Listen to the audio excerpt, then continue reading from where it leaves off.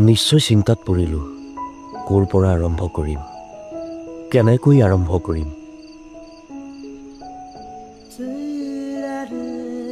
পিতৃয়ে পুত্ৰৰ জীৱনী লিখাৰ এই অভিনৱ কথা প্ৰথমবাৰ শুনিলোঁ। হয়তো পৃথিৱীত অন্য ক'তো এনে হোৱা নাই।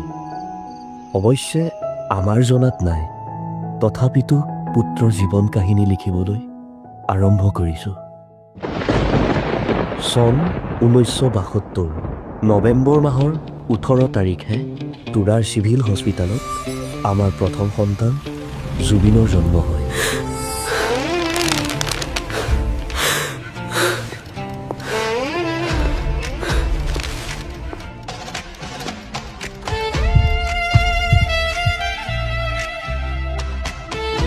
হে প্ৰভু, কৃপা কৰিবা। বৰঠাকুৰ ছাৰ, আপুনি এটা ল'ৰা সন্তানৰ পিতৃ হৈছে।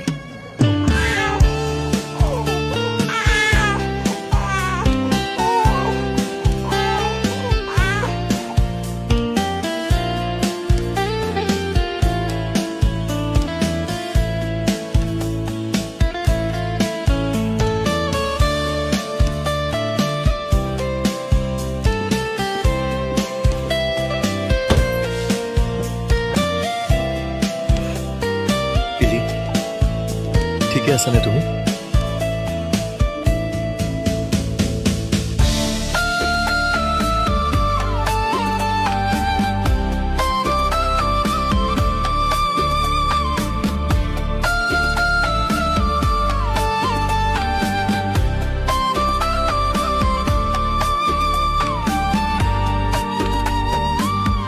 সেইদিনাই মই জুবিনক জীৱনৰ প্ৰথমবাৰ বুকুৰ মাজত সামুঠি লৈছিলোঁ।